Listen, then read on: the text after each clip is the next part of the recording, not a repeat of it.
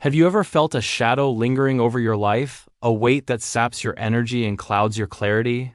It isn't just the chaos of the world outside, it's the energy of the people you allow close to you. Some people are like storms. They churn, they roar, and no matter how strong your shelter, their presence leaves destruction in your calm. Imagine for a moment standing on a serene mountain peak, clouds beneath you, the wind whispering through the pines, and knowing that below a storm rages. That storm doesn't have to reach you. Monks have known this for centuries. They have a method, subtle but powerful, for removing toxic energy, for protecting their inner sanctuary. Today, we explore the monk's method for removing toxic people from your life. Not through confrontation, not through anger, but through wisdom, mindfulness, and the silent power of presence. Most people think removing toxic people requires drama, confrontation, or harsh words. But the monk's way is different. It's quiet, deliberate, and almost invisible to the outside eye. Imagine a flowing river. It doesn't fight the stones in its path. It simply redirects, carving a new route, maintaining its clarity and strength. This is how monks approach the presence of toxicity.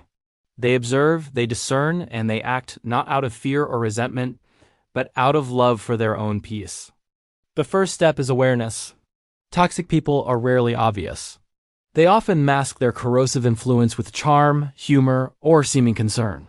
They can make you doubt your instincts, question your worth, and feel the weight of invisible chains. The monk watches. They notice the subtle shifts in energy, the heaviness in a conversation, the lingering doubt after an interaction, the small erosion of joy that creeps in unnoticed. Awareness is the lens through which you see the storm clearly. Without it, you are adrift, subject to every gust of wind. With it, you recognize the clouds forming long before the rain falls. Once awareness is established, the next step is detachment. And here, most people misunderstand the monk's method. Detachment is not indifference. It is not coldness or abandonment. It is a profound understanding that your inner light is not dependent on the behavior of others. Imagine holding a candle in a room where smoke fills the air. You do not try to blow the smoke away, nor do you let the smoke extinguish your flame. You simply lift the candle higher, protect its flame, and allow the smoke to disperse around you without it snuffing out your clarity. Detachment is this act of elevation. Monks practice detachment by recognizing that the toxic energy of others is a reflection of their inner turmoil, not a measure of your worth. When someone criticizes, manipulates, or drains you, the monk does not retaliate. Instead, they withdraw their energy silently, invisibly, like a tree that closes its branches to a harsh wind. But detachment alone is not enough. It must be coupled with boundary creation and art form in itself. Monks understand that boundaries are not walls built from fear, but bridges built from respect for oneself and for the other. Setting boundaries can be as simple as saying no, as subtle as reducing contact, or as profound as releasing emotional expectations. Consider the bamboo that bends but does not break in the wind. Its roots remain strong and grounded, its stem flexible. This is the essence of boundary setting. You protect yourself without causing harm. You remove toxicity without creating enemies. In life, the people who drain us are often those we cannot outright avoid. Colleagues, distant relatives, or casual friends. The monk method teaches selective engagement. Interact when necessary, remain present, but refuse to internalize their storms. Your peace becomes the silent fortress that they cannot penetrate. Now, some will ask, what if the toxic person resists? What if they escalate, question your distance, or try to pull you back into their chaos? Here is where the monk's wisdom deepens. They do not react, they reflect. Every challenge, every provocation is an opportunity to test the strength of your inner discipline. Consider fire and steel. Steel can bend and shape itself through the fire, but it does not burn. The monk knows that resistance and confrontation are often reflections of fear. By maintaining calm, by observing without attachment, you transform potential conflict into personal mastery. Toxicity may rise like a wave, but you are the mountain that neither sways nor crumbles. This is not arrogance. It is awareness rooted in clarity. When you embody this presence, the toxic energy often collapses on its own, unable to find purchase. The storm cannot survive in still air. An essential part of this method, often overlooked, is self-reflection. Monks do not simply remove external toxicity. They examine their own hearts for shadows that attract or amplify negativity. Ask yourself, what do I tolerate that I should not? What old wounds or fears allow this energy to cling? Like a gardener tending a sacred space, the monk removes weeds and nurtures only what serves growth. Self-reflection is radical honesty. It is asking the uncomfortable questions and answering them without judgment. Often we carry patterns, passive aggression, people-pleasing, fear of solitude, that make us magnets for toxic influence. By recognizing these patterns, you reclaim power not only over others but over your own mind. The monk's method is holistic. It purifies both the internal and external landscape. Let's talk about the subtle power of silence, another cornerstone. Toxic people thrive on reaction. They feed on your emotional responses. Anger, guilt, frustration, these are their nourishment. Monks, however, understand the power of silence. When a toxic person tries to provoke, they do not engage unnecessarily. They listen, observe, and respond only when alignment with their values demands it. Silence is not weakness. It is a shield, a sword, and a mirror. It reflects your inner strength and denies the other the satisfaction of control. Imagine a vast desert, empty and unyielding. The storm may rage, but without moisture or soil to grip, it dissipates. In silence, toxic energy has nowhere to root.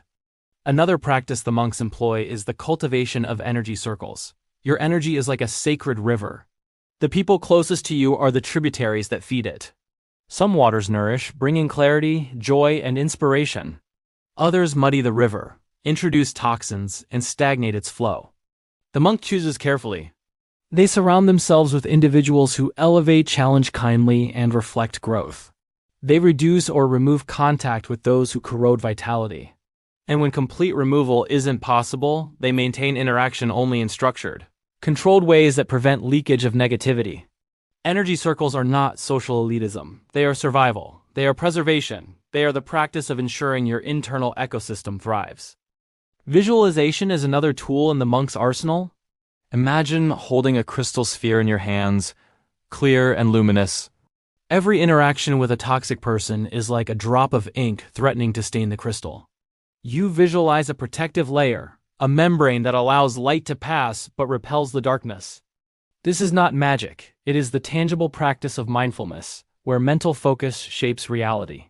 You train yourself to interact without contamination, to respond with clarity rather than reaction, to act from choice rather than compulsion. Over time, this visualization becomes instinctive. You navigate life with the precision of a master, seeing which connections nourish your journey and which diminish it. Some might worry, does this mean avoiding responsibility? Avoiding confrontation or escaping difficulty? Absolutely not. The monk's method is not evasion, it is mastery. True confrontation comes from inner strength, not emotional reaction. When a toxic person must be addressed, the monk does so from grounded power. Never defensiveness, never malice. It's like the bamboo returning its flexibility into a dance with the wind. It absorbs force, it responds, but it never collapses. There is immense courage in this quiet approach. To act with intention, to choose disengagement or selective engagement consciously, and to maintain equanimity in the face of manipulation. The final stage of the monk's method is acceptance. Acceptance is not resignation. It is acknowledgement of reality without distortion. Some people will never change. Some relationships will never serve your highest good. Acceptance means recognizing this truth and releasing the need to control outcomes. It is the ultimate liberation, the awareness that your peace is not contingent upon others, and that removing toxicity is an act of self-love and sovereignty. Picture a bird soaring above the forest. It does not struggle with every tree or branch. It navigates with grace, choosing its path with clarity and awareness. So too does the monk move through life, choosing each relationship with discernment, preserving their inner sky from storms that do not belong. In essence, the monk's method is a symphony of awareness, detachment, boundaries, reflection, silence, selective energy cultivation, visualization, courageous engagement, and acceptance. It is not a single act, but a lifestyle, a philosophy, a practice of sacred self-preservation and mindful living. By applying this method, you do not merely remove toxic people. You transform your entire relationship with the world. You become a practitioner of inner clarity, a guardian of your own energy, and a beacon of stability in a sea of chaos. Life storms will still come, but you will no longer be defined by them, no longer swept away by them. You will stand firm, a monk in spirit if not in habit, radiating calm and discernment, inspiring those around you to rise above their own storms. So the next time you sense the shadow of negativity creeping into your life, remember the monk's wisdom. Observe without judgment, detach without coldness, set boundaries with grace, reflect within, wield silence as a shield. Curate your energy circle, visualize protection, engage with courage if necessary, and accept with serenity. In doing so, you reclaim not only your time and energy, but your peace, your clarity, and your power. Ask yourself, who in my life nourishes my light and who dims it? Which storms do I allow into my sanctuary? And which do I release to the world? These are not questions of fear. They are questions of sovereignty, of the sacred responsibility you hold over your own mind and spirit. Life is too short to be constantly drained by storms that are not yours to carry. The monk's method is simple yet profound. It is the art of living with awareness, the courage to protect your own light, and the wisdom to let go of what no longer serves your highest path. Toxic people are not punishable enemies. They are mirrors reflecting what you must preserve within yourself. By choosing detachment, clarity, and mindful boundaries, you reclaim your life, your energy, and your peace. And in this reclamation, you become a living example of serenity, strength, and presence. Proof that a life lived consciously is a life unconquerable. If you take one lesson from this today, let it be this: your peace is sacred. Your energy is finite, and your presence in the world is too valuable to be surrendered to storms that do not belong to you. Stand firm, observe with clarity, act with intention, and let go without regret. This is not avoidance, it is mastery. This is not weakness, it is power. And this is not isolation, it is the path of wisdom, the path of the monk, and the path to a life of unshakable calm. Now, I want to hear from you. What steps will you take today to protect your energy? Who in your life requires boundaries, detachment, or careful observation? Share your thoughts in the comments below, because your experience could inspire someone else to reclaim their peace. If this message resonated with you, make sure to like this video, subscribe to Echoes of Greatness, and join a community of seekers committed to living consciously, courageously, and with profound clarity.